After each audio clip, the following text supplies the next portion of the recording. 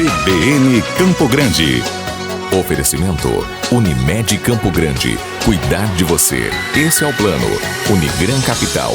Parceira em todos os momentos. Venha para melhor. Unigran e Saraiva de Resende. Conheça em Campo Grande a construtora acima das expectativas.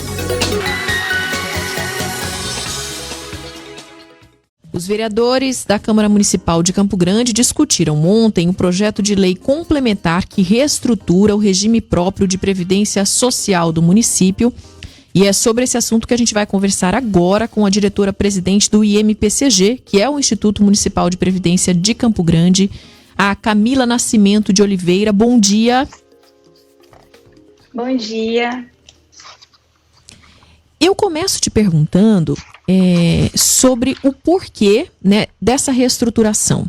Por que está se discutindo esse regime próprio de previdência social do município e quantos servidores essa reestruturação atinge?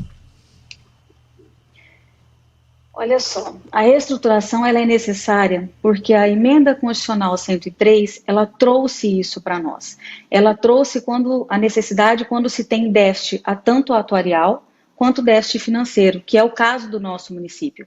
Nós temos um regime próprio muito antigo e isso influencia bastante nesse valor de déficit. Então a necessidade ela é mais que imediata, nós já esperamos o quanto podíamos esperar e na verdade essa espera foi para realizar todo esse estudo que vem sendo feito, que foi feito mesmo, junto com o CAPREV. E o que prevê essa reestruturação? Quais mudanças estão previstas?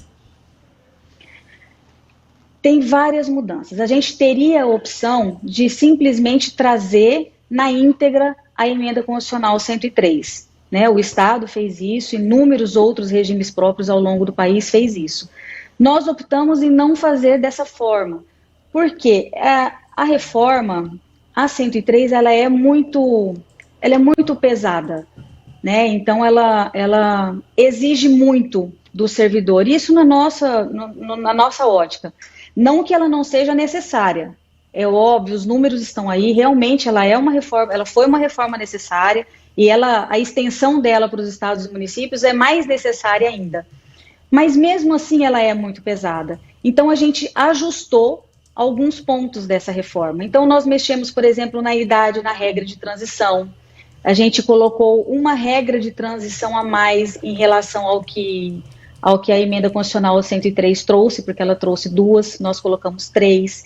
Então, muita coisa a gente conseguiu mexer na base de cálculo. Então, a Emenda Constitucional, ela trouxe, por exemplo, hoje, para nós, e antes da 103, né, para todos, ela era da seguinte forma: a contribuição se dava para os aposentados ao valor que excedia o teto do regime geral. Agora, na 103, ela trouxe o seguinte, o que exceder a um salário mínimo, e para todos, tanto os que já estão aposentados, quanto os que vão aposentar. Para o nosso município, nós colocamos da seguinte forma: a contribuição ela vai se dar ao que exceder 3 salários mínimos e apenas para os novos. Então, isso é um ponto muito positivo para o nosso município. A gente não pega os antigos e a gente não atinge tão arduamente os novos aposentados. E assim a gente segue por vários pontos, né? A 103, ela trouxe também a regulamentação da aposentadoria de pessoas com deficiência, aposentadoria especial. Então, tem muitos pontos positivos. E a gente tentou, no que a gente pôde, amenizar toda essa situação, todo esse impacto para o servidor. Para a gente ter uma dimensão, a gente está falando de quantos servidores? Né, olha, pessoas que aí têm interesse direto nessa reestrutura.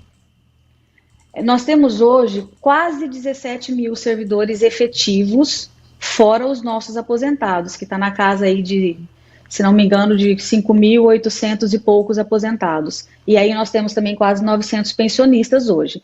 Mas os que já estão aposentados e os pensionistas, essa nova legislação ela não vai atingir. Então ela vai atingir esses quase 17 mil servidores que a gente tem aí.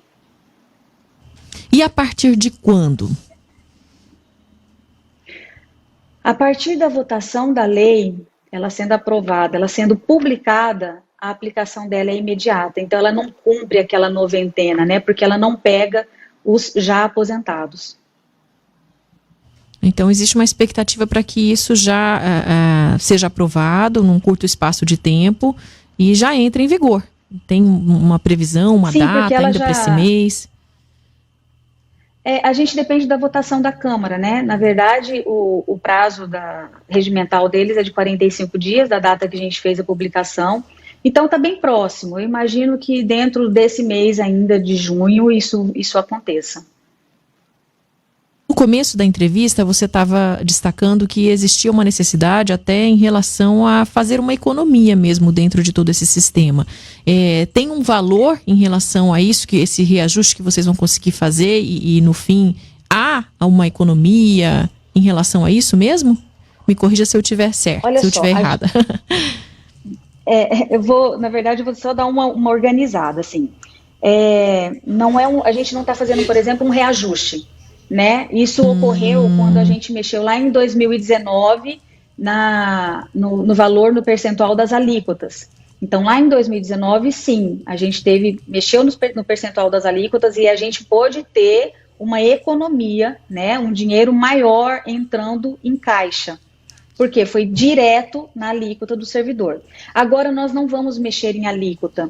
E esse valor real, hoje, incisivo, a gente não tem. Por quê? Porque a gente vai mexer com os futuros aposentados.